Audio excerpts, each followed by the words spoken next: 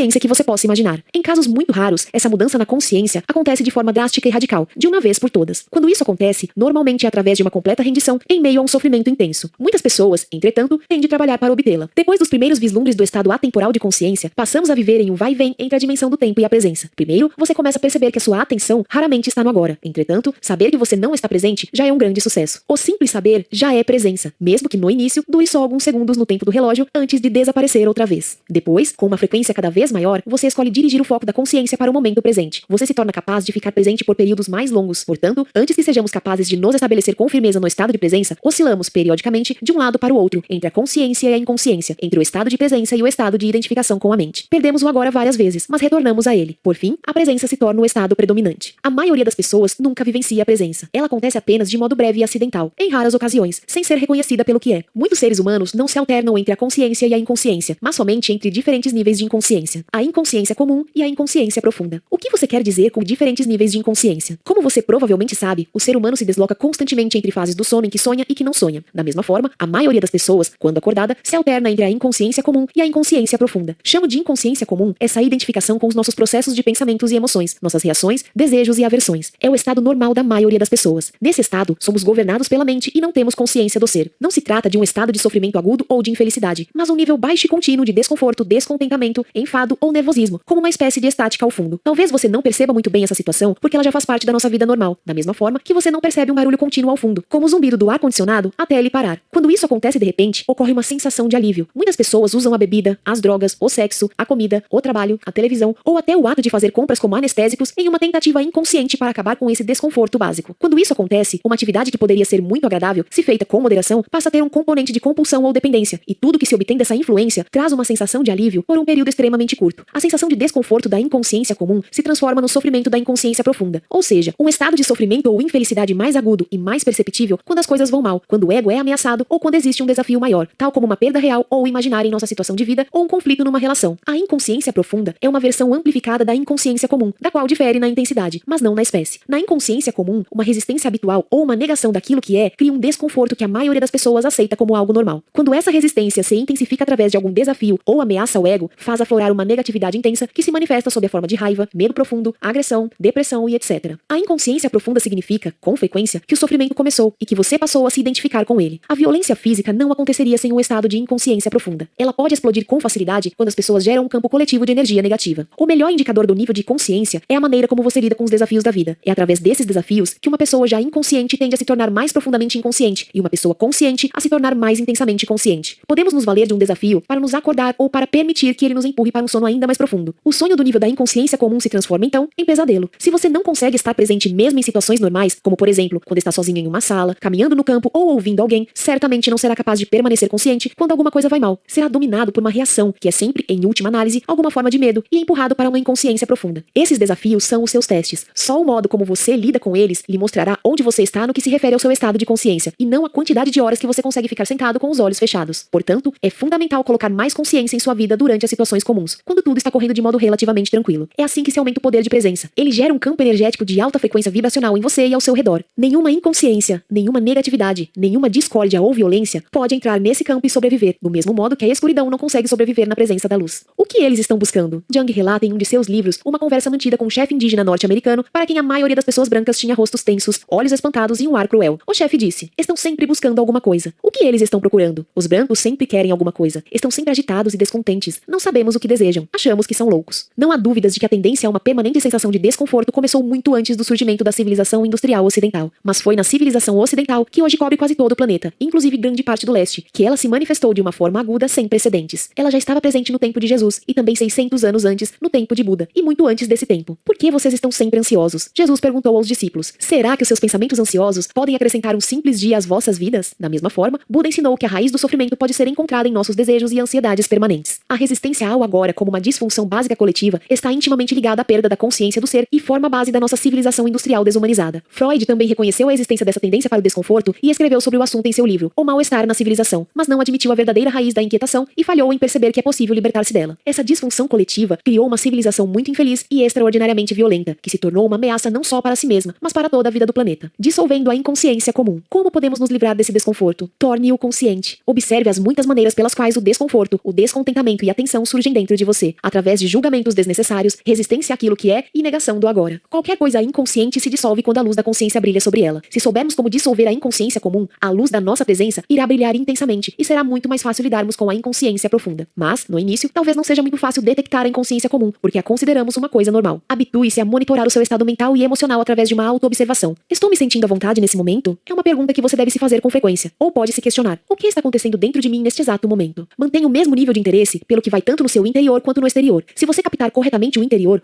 exterior se encaixará no lugar. A realidade principal está no interior. A realidade externa é secundária. Mas não responda logo a essas questões. Direcione a sua atenção para o interior. Olhe para dentro de você. Que tipo de pensamentos a sua mente está produzindo? O que você sente? Dirija a atenção para o seu corpo. Existe alguma tensão? Quando você perceber um certo desconforto, um ruído estático ao fundo, verifique que caminhos você está usando para evitar, resistir ou negar a vida. Ou agora, existem muitos caminhos pelos quais resistimos inconscientemente ao momento presente. Vou dar alguns exemplos. Com a prática, o seu poder de autoobservação, de monitorar o seu estado interior, se tornará mais aguçado, libertando-se da infelicidade. Você não está satisfeito com as atividades que desempenha? Talvez não goste do seu trabalho ou tenha se aborrecido por ter concordado em fazer alguma coisa, embora parte de você não goste e ofereça resistência. Tem algum ressentimento oculto em relação a alguém próximo a você? Percebe que a energia que você desprende por conta disso tem efeitos tão prejudiciais que você está contaminando a si mesmo e aos que estão ao seu redor? Dê uma boa olhada dentro de você. Existe algum leve traço de ressentimento ou má vontade? Se existe, observe-o, tanto no nível mental quanto no emocional. Que tipos de pensamento a sua mente está criando em torno dessa situação? Depois, observe a sua emoção, que é a reação do corpo a esses pensamentos. Sinta a emoção. Ela lhe parece agradável ou não? É uma energia que você escolheria para ter dentro de você? Você tem escolha? Talvez a atividade seja tediosa, ou alguém próximo a você seja desonesto, irritante ou inconsciente. Mas tudo isso é irrelevante. Não faz a menor diferença se os seus pensamentos e emoções a respeito da situação tenham ou não uma justificativa. O fato é que você está resistindo ao que é, está transformando o momento atual num inimigo, está criando infelicidade, um conflito entre o interior e o exterior. A sua infelicidade está poluindo não só o seu próprio ser interior e daqueles à sua volta, como também a psique coletiva humana, da qual você é uma parte inseparável. A poluição do planeta é apenas um reflexo externo de uma poluição interior psíquica gerada por milhões de indivíduos inconscientes, sem a menor responsabilidade pelos espaços que trazem dentro de si. Você pode parar de executar a tarefa que lhe está causando insatisfação, falar com a pessoa envolvida e expressar todos os seus sentimentos, ou livrar-se da negatividade que a sua mente criou em volta da situação e que não serve a nenhum propósito, exceto o de fortalecer um falso sentido do eu interior. É importante reconhecer essa inutilidade. A negatividade nunca é o melhor caminho para lidar com qualquer situação. Na verdade, na maior parte dos casos, ela nos paralisa, bloqueando qualquer mudança verdadeira. Qualquer coisa feita com uma energia negativa será contaminada por ela e dará origem a mais sofrimento. Além disso, qualquer estado interior negativo é contagioso, pois a infelicidade se espalha mais rapidamente do que uma doença física. Pela lei da ressonância, ela detona e alimenta a negatividade latente nos outros, a menos que sejam imunes, quer dizer, altamente conscientes. Você está poluindo o mundo ou limpando a sujeira? Você é responsável pelo seu espaço interior, da mesma forma que é responsável pelo planeta. Assim no interior, assim no exterior. Se os seres humanos limparem a poluição interior, deixarão então de criar a poluição externa. Como podemos nos livrar da negatividade? Descartando-a. Como nos livramos de um pedaço de carvão em brasa que está em nossas mãos? Como nos livramos de uma bagagem pesada e inútil que estamos carregando? Reconhecendo que não desejamos mais sofrer nem carregar o peso, e deixando-os de lado. A inconsciência profunda, como sofrimento físico ou outro sofrimento profundo, como por exemplo, a perda de uma pessoa amada, quase sempre necessita ser transformada através da aceitação combinada com a luz da presença, ou seja, através de uma atenção constante. Por outro lado, muitos padrões da inconsciência comum podem ser simplesmente descartados ao percebermos que não os queremos mais ou que não precisamos mais deles, que temos uma escolha e que não somos só um feixe de reflexos condicionados. Tudo isso indica que somos capazes de acessar o poder do agora. Sem ele, não temos escolha. Ao chamar algumas emoções de negativas, será que você não está criando uma polaridade mental de bom e mal, como mencionou anteriormente? Não. A polaridade foi criada num estágio anterior, quando a sua mente julgou o momento presente como mal. Foi esse julgamento que criou a emoção negativa. Mas ao chamar algumas emoções de negativas, você não está querendo dizer que elas não deveriam estar ali, que não está certo ter essas emoções? Entendo que deveríamos nos permitir ter qualquer tipo de sentimento, sem julgar se ele é bom ou mal. Não há nada demais em estar com raiva, de mau humor, ou seja lá o que for. Do contrário, nos sentiremos reprimidos, em conflito interior ou rejeitados. As coisas estão bem do jeito que são. Sem dúvida, quando um padrão mental, uma emoção ou uma reação forem observados, aceite-os. Você não está consciente o bastante para ter uma escolha em relação a esse assunto. Não se trata de um julgamento, apenas de um fato. Se você tivesse uma escolha, ou percebesse que de fato tem uma escolha, escolheria o sofrimento ou a alegria, o conforto ou o desconforto, a paz ou o conflito. Escolheria um pensamento ou um sentimento que separasse você do seu estado natural de bem-estar, da alegria da vida interior. Chamo de negativo a qualquer sentimento dessa natureza, o que significa simplesmente mal. Não no sentido de você não deveria ter feito isso, mas simplesmente o mal no sentido concreto, como sentir dor de estômago. Como é possível que os seres humanos tenham assassinado mais de 100 milhões de seus semelhantes apenas no século XX? Pessoas infligindo um sofrimento de tal magnitude umas com as outras está além de qualquer coisa que você possa imaginar. E isso sem considerar a violência física, mental e emocional, a tortura, o sofrimento e a crueldade que os homens continuam a infligir uns dos outros, bem como a outros seres vivos. Será que agem assim em seu estado natural, em contato com a alegria da vida dentro deles? Claro que não. Somente aqueles que vivem num estado profundamente negativo e se sentem de fato muito mal, poderiam ver tal realidade como um reflexo no modo como se sentem. No momento, essas pessoas estão empenhadas em destruir a natureza e o planeta que nos sustenta. Isso é inacreditável, mas é verdadeiro. O homem é uma espécie perigosamente insana e doente. consciente. Isso não é um julgamento, é um fato.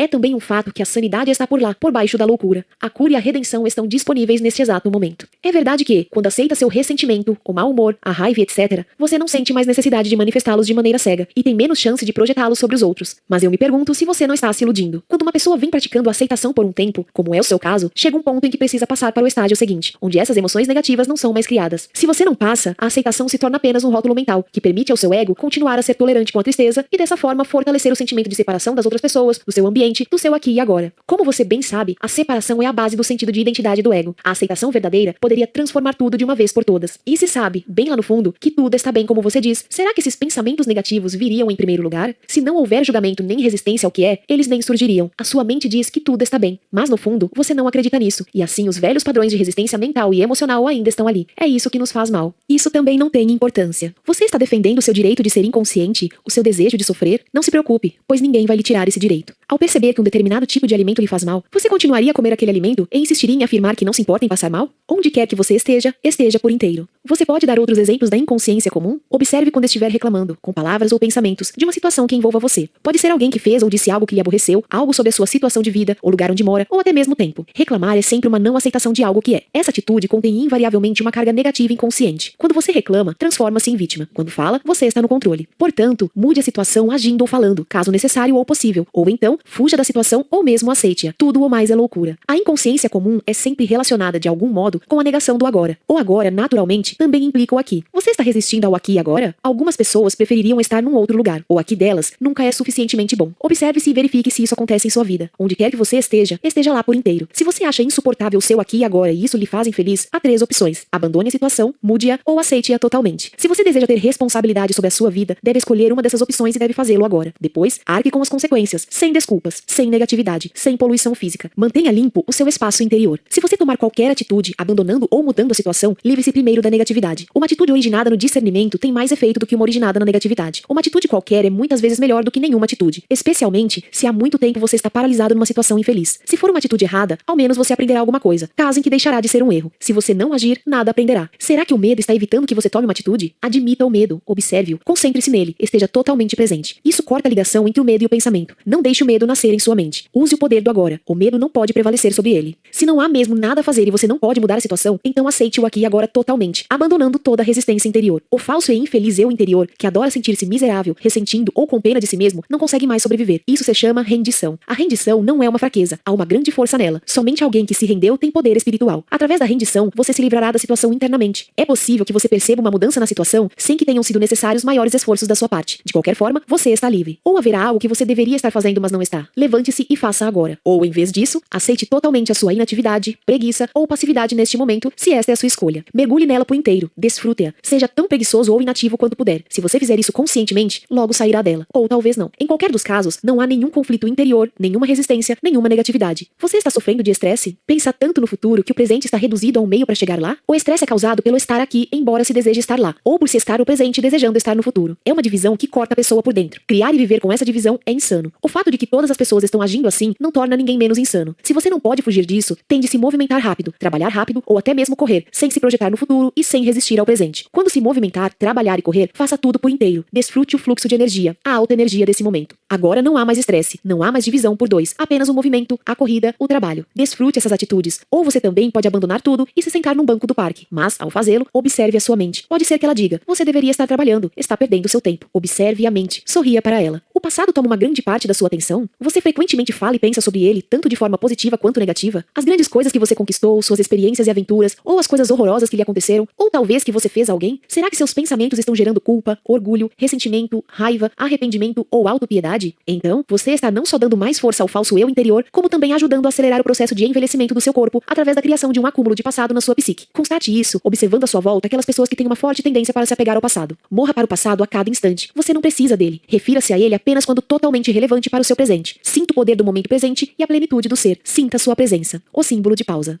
Você tem preocupações? Tem muitos pensamentos do tipo, e se? Você está identificado com a mente, que está se projetando num futuro imaginário e criando o medo. Não há como enfrentar tal tipo de situação, porque ela não existe. É um fantasma mental. Você pode parar com essa insanidade que corrói a saúde e a vida, aceitando simplesmente o momento presente. Perceba a sua respiração. Sinta o ar entrando e saindo do seu corpo. Sinta o seu campo interno de energia. Tudo com que você sempre teve que lidar, tudo que teve de enfrentar na vida real, em oposição às projeções imaginárias da mente, é o momento presente. Pergunte-se qual é o problema neste exato momento. Não no ano que vem, ou amanhã, ou daqui a 5 minutos. O que está errado neste exato momento? Você pode sempre enfrentar o agora, mas não pode jamais enfrentar o futuro. Nem tem de fazer isso. A resposta, a força, a atitude certa estarão à sua disposição quando você precisar. Nem antes, nem depois. Algum dia vou fazer isso. Seu objetivo está tomando de tal modo a sua atenção que o momento presente é apenas um meio para atingir um fim? Está consumindo a alegria das coisas que você faz? Você está esperando para começar a viver? Se você desenvolver esse tipo de padrão mental, não importa o que você adquira ou alcance, o presente nunca será bom o bastante. O futuro sempre parecerá melhor. Uma receita perfeita para uma insatisfação permanente. Você não acha? Você está sempre esperando alguma coisa? Quanto tempo da sua vida você passou esperando? Chamo espera de pequena escala, a espera na fila do correio, num engarrafamento de automóveis, no aeroporto, por alguém que vai chegar, um trabalho que precisa ser terminado e etc. Chamo de espera em grande escala a espera pelas próximas férias, por um emprego melhor, pelos filhos crescerem, por uma relação verdadeiramente significativa, pelo sucesso, para ficar rico, para ser importante, para se tornar iluminado. Não é raro que as pessoas passem a vida toda esperando para começar a viver. Esperar é um estado mental. Significa basicamente desejar o futuro e não querer o presente. Você não quer o que conseguiu e deseja aquilo que não conseguiu. Em qualquer dos tipos de espera, você inconscientemente cria um conflito interior entre o seu aqui e agora, onde você não quer estar, e o futuro projetado, onde você quer estar. Essa situação reduz grandemente a qualidade da sua vida ao fazer você perder o presente. Não há nada de errado em nos empenharmos para melhorar a nossa situação de vida. Podemos melhorar a situação da nossa vida, mas não podemos melhorar a nossa vida. A vida é básica. A vida é o ser interior mais profundo. É um todo, completo, perfeito. A nossa situação de vida se constitui das nossas circunstâncias e experiências. Não há nada de errado em estabelecermos metas e nos empenharmos para conseguir bens. O erro reside em usar isso como um substituto para o sentimento da vida, para o ser. O único ponto de acesso a isso é o agora. Agimos, assim, como um arquiteto que não dá atenção às fundações de uma construção, mas que gasta um bom tempo trabalhando na superestrutura. Por exemplo, muitos de nós estamos à espera da prosperidade. Ela pode não acontecer no futuro, quando respeitamos, admitimos e aceitamos completamente a realidade do presente, onde estamos, quem somos, o que estamos fazendo agora. Quando aceitamos o que temos, significa que estamos agradecidos pelo que conseguimos, pelo que é, pelo ser. A gratidão pelo momento presente e pela plenitude da vida atual é a verdadeira prosperidade. Não está no futuro. Então, no tempo certo, essa prosperidade se manifesta para nós de várias maneiras. Se você não encontra satisfação nas coisas que possui, se tem um sentimento de frustração ou de aborrecimento por não ter tudo que quer no presente, isso pode levá-lo a querer enriquecer. Mas mesmo que consiga milhões, continuará a ter uma sensação de que falta alguma coisa. Talvez o dinheiro lhe compre muitas experiências excitantes, embora passageiras, deixando sempre uma sensação de vazio e estimulando uma necessidade de gratificação física ou psicológica ainda maior. Você não vai se conformar em simplesmente ser, e assim, sentir a plenitude da vida agora, a verdadeira prosperidade. Portanto, desista da espera como um estado da mente. Quando você se vira escorregando para a espera, pule fora. Venha para o momento presente. Apenas seja e aprecie ser. Quando estamos presentes, nunca precisamos esperar por nada. Portanto, da próxima vez que alguém disser desculpe por ter feito você esperar, sua resposta pode ser: está tudo bem, não estava esperando. Estava aqui contente comigo, com o meu eu interior. Essas são apenas algumas das estratégias comuns da mente para negar o momento presente, já incorporadas à inconsciência comum. São fáceis de passar despercebidas porque já estão entranhadas em nosso modo de vida, como o ruído de fundo do nosso eterno descontentamento. Mas, quanto mais você praticar o monitoramento do seu estado interior emocional e mental, mais fácil será perceber em que momento você foi capturado pelo passado e pelo futuro, bem como despertar da ilusão do tempo dentro do presente. Mas tenha cuidado, porque o eu interior falso e infeliz, baseado na identificação com a mente, vive no tempo. Ele sabe que o presente significa sua própria morte e sente-se ameaçado. Fará tudo para afastar você do agora. Tentará manter você preso ao tempo. O propósito interno da nossa jornada de vida. Posso perceber a verdade do que você está dizendo, mas ainda acho que devíamos ter um propósito em nossa jornada. Do contrário, ficamos sem rumo. Propósito significa futuro, não significa? Como conciliar isso com o viver no presente? Ao partir numa jornada, é claro que ajuda muito sabermos para onde vamos, ou ao menos na direção geral que estamos tomando. Entretanto, não podemos esquecer de que a única coisa real sobre a nossa jornada é o passo que estamos dando neste exato momento. Isso é tudo que existe. Nossa jornada de vida tem um propósito externo e um interno. O propósito externo é o de alcançarmos o objetivo ou destino, realizarmos o que estabelecemos cumprir, adquirirmos uma coisa ou outra, o que, é claro, envolve o futuro. Mas, se o destino ou os passos que vamos dar no futuro tomam tanto nossa atenção que se tornam mais importantes do que o passo que estamos dando agora, significa que perdemos completamente o propósito interno da vida, que não tem nada a ver com onde estamos indo ou com o que estamos fazendo, mas tudo a ver com o de que modo. Esse propósito interno não está relacionado com o futuro, e sim com a qualidade da nossa consciência no momento presente. O propósito externo pertence à dimensão horizontal de tempo e espaço, enquanto o interno diz respeito ao aprofundamento do ser na dimensão vertical do eterno agora. Nossa jornada externa pode conter 1 milhão de passos, enquanto a jornada interna só tem um, que é o passo que estamos dando neste exato momento. Quando tomamos maior consciência desse passo, percebemos que ele já contém dentro de si todos os outros passos, assim como o nosso destino. Esse único passo se vê transformado em uma expressão da perfeição, um ato de grande beleza e qualidade. Ele terá nos levado para dentro do ser e a luz do ser brilhará através dele. Esse é tanto um propósito quanto a realização da nossa jornada interior, a jornada para dentro de nós mesmos. O símbolo de pausa. Faz diferença se alcançarmos nosso propósito externo, se somos bem-sucedidos ou se fracassamos? Faz diferença se você não tiver alcançado seu propósito interno. Depois disso, o propósito externo é só um jogo que você pode apreciar e querer continuar jogando. Pode acontecer também de você falhar em seu propósito externo e, ao mesmo tempo, ter pleno sucesso em seu propósito interno. Ou de outra forma até mais comum, pode obter riqueza externa e pobreza interna. Ou ganhar o mundo e perder a alma, nas palavras de Jesus. Claro que, no fim, cada propósito externo está condenado a fracassar mais cedo ou mais tarde, simplesmente porque está sujeito à lei da não permanência de todas as coisas. Quanto mais cedo você perceber que o propósito externo não pode lhe proporcionar uma satisfação duradoura, melhor. Depois de ter constatado as limitações do seu propósito externo, você desiste da expectativa irreal de que ele deveria fazer a sua felicidade e torna-o subserviente ao seu propósito interno. O passado não consegue sobreviver diante da presença. Você disse que pensar ou falar sobre o passado é um dos caminhos pelos quais evitamos o presente. Mas, além do passado do qual nos lembramos e com que talvez nos identifiquemos, não existe um outro nível de passado dentro de nós mais enraizado? Falo sobre o passado inconsciente, que condiciona nossas vidas, em especial as experiências dos primeiros anos da infância, até mesmo as experiências de vida passada. Existem também os condicionamentos culturais, tão relacionados ao lugar e ao período histórico em que vivemos. Todas essas coisas determinam o modo como vemos o mundo, o que pensamos, que tipo de relacionamentos mantemos, como vivemos. Como poderíamos nos livrar disso tudo? Quanto tempo isso levaria? E se conseguíssemos, o que restaria? O que resta quando terminam as ilusões? Não há necessidade de investigar o nosso passado inconscientemente, exceto à medida que ele for se manifestando no presente, na forma de um pensamento, de uma emoção, de um desejo, de uma reação ou de algo externo que nos aconteça. Uma eventual curiosidade quanto ao passado inconsciente poderá ser satisfeita através dos desafios do presente. Quanto mais penetramos no passado, mais ele se torna um buraco sem fundo. Haverá sempre alguma coisa a mais. Você pode pensar que precisa de mais tempo para entender o passado ou se livrar dele, ou, em outras palavras, que o futuro irá finalmente livrá-lo do passado. Isso é ilusão. Só o presente pode nos livrar do passado. Uma quantidade maior de tempo não consegue nos livrar do tempo. Acesse o poder do agora. Essa é a chave. O que é o poder do agora? Nada mais do que o poder da sua presença, da sua consciência libertada das formas de pensamento. Portanto, lide com o passado no nível do presente. Quanto mais atenção você der ao passado, mais energia estará dando a ele e mais probabilidades terá de construir um eu interior baseado nele. Não confunda as coisas. A atenção é essencial, mas não em relação ao passado como passado. Dê atenção ao presente. Dê atenção ao seu comportamento, às suas reações, seu humor, seus pensamentos, suas emoções, medos e desejos, da forma como eles acontecem no presente. Ali está o seu passado. Se você consegue estar no presente o bastante para observar todas essas coisas, não de modo crítico ou analítico, mas sem julgamentos, significa que você está lidando com o passado e dissolvendo-o através do poder da sua presença. Não é procurando no passado que você vai se encontrar. Você vai se encontrar estando no presente. O passado não pode ser útil para nos ajudar a compreender por que fazemos certas coisas, reagimos de determinadas maneiras, ou porque, inconscientemente, criamos nossos dramas particulares. Quando ficamos mais conscientes do presente, podemos ter um insight sobre o porquê de determinados condicionamentos. Podemos perceber, por exemplo, se seguimos algum padrão nos nossos relacionamentos e podemos ver mais claramente coisas que aconteceram no passado. Fazer isso é bom e pode ser útil, mas não é essencial. O essencial é a nossa presença consciente. Ela dissolve o passado. Ela é o agente transformador. Portanto, não procure entender o passado, mas esteja presente tanto quanto conseguir. O passado não consegue sobreviver diante da sua presença, só na sua ausência.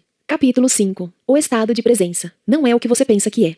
Você continua falando que o estado de presença é a chave. Acho que compreendo a ideia mentalmente, mas não sei se alguma vez vivenciei esse estado. Imagino que seja. É do jeito que eu penso ou é algo completamente diferente? Não é o que você pensa que é. Não podemos pensar sobre a presença nem a mente pode entendê-la. Compreender a presença é estar presente. Faça uma experiência rápida. Feche os olhos e diga: imagino qual será o meu próximo pensamento. Depois, fique bem alerta e espere pelo próximo pensamento. Haja como um gato espreitando o buraco do rato. Que pensamento será que vai sair do buraco do rato? Experimente já. O símbolo de pausa. E aí? Tive que esperar bastante tempo até que surgisse um pensamento. Exatamente. Enquanto estamos num estado de presença tensa, estamos livres do pensamento. Estamos quietos, embora bem alerta. No instante em que a consciência desce abaixo de um certo nível, os pensamentos surgem aos borbotões. O ruído mental volta a aparecer e perdemos a serenidade. Estamos de volta ao tempo. Para testar o grau de presença, alguns mestres zen tornaram-se conhecidos por aproximarem dos alunos por trás e, de súbito, atingi-los com um bastão. Que susto! Se o aluno estivesse totalmente presente em um estado de alerta, se tivesse mantido seu lombo cíndido e sua lamparina acesa, que é uma das analogias de que Jesus se utiliza para falar da presença, o aluno teria percebido o mestre se aproximar e o teria imobilizado ou se desviado para o lado. Mas, se o aluno fosse atingido, significaria que estava mergulhado em seus pensamentos, o que quer dizer ausente e inconsciente. Para ficarmos presentes no dia a dia, ajuda muito estarmos profundamente enraizados dentro de nós. Do contrário, a mente, que tem um impulso inacreditável, nos arrastará com ela, como um rio caudaloso. O que você quer dizer com enraizado em seu interior? Significa ocupar o corpo completamente, ter sempre a atenção concentrada no campo energético interior do corpo, sentir o corpo bem lá no fundo, como se diz. A consciência do corpo nos mantém presentes, ela nos dá uma base firme no agora. Ver capítulo 6. O sentido esotérico de espera. Num certo sentido, o estado de presença poderia ser comparado à espera. Jesus empregou a analogia da espera em muitas de suas parábolas. Não se trata do costumeiro tipo de espera, tediosa ou agitada, que é uma negação do presente, e sobre a qual já comentei. Não é uma espera na qual a atenção fica focalizada em algum ponto do futuro e o presente é percebido como um obstáculo indesejável, que nos impede de alcançar o que desejamos. Existe um tipo de espera que requer uma prontidão total. Alguma coisa pode acontecer a qualquer momento, e se não estivermos absolutamente acordados e calmos, vamos perdê-la. Esse é o tipo de espera da qual Jesus falou. Nesse estado, toda a nossa atenção está no agora. Não há nenhum espaço para fantasias, pensamentos, lembranças, antecipações. Não há tensão nem medo, apenas uma presença alerta. Estamos presentes com todo o nosso ser, com cada célula do corpo. Nesse estado, o você tem um passado e um futuro. Em outras palavras, a personalidade dificilmente está ali. E mesmo assim, não se perdeu nada de valor. Você ainda é essencialmente você. Na verdade, você é muito mais inteiramente do que jamais terá sido. Ou melhor, somente agora você é verdadeiramente você. Seja como um servo esperando pelo retorno do seu Senhor, diz Jesus. O servo desconhece a que horas o Senhor vai chegar. Então fica acordado, vigilante, aprumado e sereno, para não perder a chegada do patrão. Em outra parábola, Jesus fala das 5 mulheres descuidadas, inconscientes, que não tinham levado azeite suficiente, consciência, para manter as lâmpadas acesas, ficar presente, e assim perderam a chegada do esposo, o agora, e não participaram das bodas, iluminação. Essas 5 fazem um contraste com as 5 mulheres prudentes que tinham azeite. Fique consciente. Nem mesmo os homens que escreveram esses evangelhos compreenderam o sentido dessas parábolas, e assim, os primeiros mal-entendidos e distorções surgiram enquanto eles estavam escrevendo. Com as interpretações equivocadas, perdeu-se completamente o sentido real. Essas parábolas não são sobre o fim do mundo, mas sobre o fim do tempo psicológico. Elas apontam para a transcendência da mente e para a possibilidade de se viver num estado inteiramente novo de consciência. A beleza nasce da serenidade da sua presença. O que você acabou de descrever é algo que acontece comigo ocasionalmente por breves momentos, quando estou só em meio à natureza. Sim, os mestres Zen usam a palavra Satori para descrever um momento de insight, um momento de mente vazia e presença total. Embora Satori não seja uma transformação duradoura, agradeça quando ele surgir, porque terá uma mostra da iluminação. Isso já pode ter acontecido muitas vezes, sem que você soubesse o que significava e como era importante. A presença é necessária para tomarmos consciência da beleza, da majestade, do aspecto sagrado da natureza. Você alguma vez contemplou o espaço infinito de uma noite clara, estarrecido por sua calma absoluta e incrível vastidão? Já escutou, de verdade, o som de um riacho numa montanha na floresta? Ou o som de um melro ao cair da tarde em uma tranquila tarde de verão? Para perceber tudo isso, a mente tem que estar serena. Você tem de se despojar de um momento da sua bagagem pessoal de problemas, do passado e do futuro, e também do seu conhecimento. Do contrário, você olhará, mas não verá, ouvirá, mas não escutará. Estar totalmente presente é fundamental. Existe algo mais sobre a beleza das formas externas, algo que não pode ser nomeado, que é inefável, uma essência profunda, interna e sagrada. Onde quer que exista a beleza, essa essência interior brilhará de alguma forma. Ela só se revela quando estamos presentes. Será possível que essa essência sem nome e a sua presença sejam coisas idênticas e uma coisa só? Será que a essência estaria lá sem a sua presença? Vá fundo nisso. Descubra por si só. O símbolo de pausa. Quando você vivenciou esses momentos de presença, provavelmente não percebeu que, por breves instantes, esteve em um estado de mente vazia. Isso aconteceu porque o espaço entre esse estado e o fluxo de pensamentos era muito estreito. O seu Satori pode ter demorado só uns segundos antes que a mente surgisse, mas ele esteve lá. Do contrário, você não teria vivenciado a beleza. A mente não pode reconhecer nem criar a beleza. Por alguns segundos, enquanto você esteve completamente presente, aquela beleza ou algo sagrado esteve lá. O pequeno espaço, sua falta de vigilância e a falha no estado de alerta impediram que você visse a diferença fundamental entre a percepção, a consciência da beleza sem pensamento e a nomeação e interpretação disso como um pensamento. O espaço de tempo foi tão pequeno que pareceu ser um simples processo. No entanto, a verdade é que, no momento em que o pensamento surgiu, tudo o que lhe restou foi uma lembrança dele. Quanto maior for o espaço entre a percepção e o pensamento, mais profundo seremos como seres humanos, ou seja, ficaremos mais conscientes. Muitas pessoas estão tão aprisionadas em suas mentes que a beleza da natureza não existe para elas. Podem dizer que flor linda, mas é apenas um rótulo mental mecânico. Como elas não estão serenas, não estão presentes, não veem a flor de verdade, não sentem a sua essência, do mesmo modo como não conhecem a si mesmas, não sentem a sua própria essência interior sagrada. Como vivemos uma cultura dominada pela mente, a maior parte da arte moderna, da arquitetura, da música e da literatura é desprovida de beleza, de essência interior, com raras exceções. A razão é que as pessoas que criam essas obras não conseguem livrar-se das suas mentes, nem mesmo por um momento. Portanto, nunca estão em contato com aquele lugar interior, onde se originam a verdadeira criatividade e a beleza. A mente pode criar monstruosidades, e não só nas galerias de arte. Olhe para as nossas paisagens urbanas e terrenos baldios em zonas industriais. Nenhuma civilização jamais produziu tanta feiura. Vivenciando a consciência pura. Presença é o mesmo que ser? Quando tomamos consciência do ser, o que de fato acontece é que o ser se torna consciente de si mesmo. Quando o ser toma consciência de si mesmo, isso é presença. Como o ser, a consciência e a vida são sinônimos. Podemos dizer que a presença significa consciência se tornando consciente de si mesma, ou a vida tomando consciência de si mesma. Mas não se apegue às palavras e não se esforce para entendê-las. Não há nada que você precise entender antes de conseguir se tornar presente. Compreendo o que você acabou de dizer, mas isso parece implicar que o ser, na realidade transcendental definitiva, ainda não está completo e que está passando por um processo de desenvolvimento. Será que Deus precisa de tempo para um crescimento pessoal? Sim, mas somente se visto da perspectiva limitada do universo manifesto. Na Bíblia, Deus declara: Eu sou o Alfa e o Ômega. Eu sou aquele que está vivo. No reino eterno em que Deus habita, que é também a nossa casa, o começo e o fim, o Alfa e o Ômega, são uma unidade, e a essência de todas as coisas que existem e existirão está eternamente presente na forma de um estado não manifesto de unidade e perfeição, totalmente além de qualquer coisa que a mente humana possa vir a imaginar ou compreender. Entretanto, em nosso mundo de formas aparentemente separadas, a perfeição eterna é um conceito muito difícil de imaginarmos. Aqui, até mesmo a consciência, que é a luz emanando da fonte eterna, parece estar sujeita a um processo de desenvolvimento, mas isso se deve à nossa percepção limitada. Não é isso que acontece em termos absolutos. Ainda assim, vou continuar a falar por um momento a respeito da evolução da consciência em nosso mundo. Todas as coisas que existem têm um ser, têm uma essência divina, têm algum grau de consciência. Até mesmo uma pedra tem consciência rudimentar. Do contrário, não existiria e seus átomos e moléculas se dispersariam. Tudo está vivo. O sol, a terra, as plantas, os animais, as pessoas, todos são expressões da consciência em níveis variáveis. A consciência se manifestando como forma. O universo desponta quando a consciência toma um corpo e uma forma. Formas abstratas e formas materiais. Olhe para os milhões de formas de vida só neste planeta. No mar, na terra, no ar e em seguida, como cada forma de vida se reproduz bilhões de vezes. vezes. Com que propósito? Será que alguma coisa ou alguém está jogando um jogo com a forma? É isso que os antigos profetas da Índia se perguntavam. Viam o mundo como lila, uma espécie de jogo divino jogado por Deus. As formas de vida individuais não são obviamente muito importantes nesse jogo. No mar, a maioria das formas de vida não sobrevive por mais de alguns minutos depois de ter nascido. A forma humana também vira pó rapidamente, e quando ela se vai, é como se nunca tivesse acontecido. Isso é trágico ou cruel? Só se criarmos uma identidade separada para cada forma e esquecermos que a consciência de cada uma é a expressão da essência divina através da forma. Mas você não sabe de verdade essas coisas até que vivencia sua própria essência divina como pura consciência. Se um peixe nasce no seu aquário e você lhe dá o nome de John, escreve uma certidão de nascimento, conta-lhe a história da família dele e 2 minutos depois o vê sendo engolido por outro peixe, isso é trágico. Mas só é trágico porque você projetou um eu interior separado onde não havia nenhum. Você se apoderou de uma fração de um processo dinâmico, uma dança molecular, e fez dela uma entidade separada. A consciência assume formas tão complexas para disfarçar que acaba se perdendo completamente nelas. Nos dias atuais, a consciência está totalmente identificada com seu disfarce. Só se conhece como forma e assim vive com medo da destruição da sua forma física ou psicológica. Essa é a mente egóica, e é aqui que surge uma grave disfunção. Agora parece que alguma coisa deu errado em algum ponto ao longo da linha da evolução, mas mesmo isso é parte da lila, o jogo divino. Por fim, a pressão do sofrimento criada por essa aparente disfunção obriga a consciência a se desidentificar da forma e a faz despertar do sonho da forma. Ela recobra sua autopercepção, mas num nível muito mais profundo do que quando a perdeu. Esse processo é explicado por Jesus na parábola do filho pródigo, que deixa a casa paterna, esbanja sua fortuna, vira um mendigo e então é forçado por suas provações a voltar para casa. Ao chegar, seu pai o ama mais do que antes. O estado do filho é o mesmo que anteriormente, ainda que não o mesmo. Tem agora uma dimensão adicional de profundidade. A parábola descreve uma trajetória a partir de uma perfeição inconsciente. Passa por uma aparente imperfeição e demonismo até chegar a uma perfeição consciente. Você consegue perceber agora a profundidade e a grandeza de se tornar presente como observador da sua mente? Sempre que observamos a mente, livramos a consciência das formas da mente, criando aquilo que chamamos o observador ou a testemunha. Consequentemente, o observador, que é a pura consciência além da forma, se torna mais forte e as formações mentais se tornam mais fracas. Quando falamos sobre observar a mente, estamos personalizando um fato de verdadeiro significado cósmico, porque, através de você, a consciência está despertando do seu sonho de identificação com a forma e se retirando da forma. Isso é o prenúncio, e também parte de um acontecimento que provavelmente ainda está num futuro distante, no que diz respeito ao tempo cronológico. Esse acontecimento é conhecido como fim do mundo, o símbolo de pausa.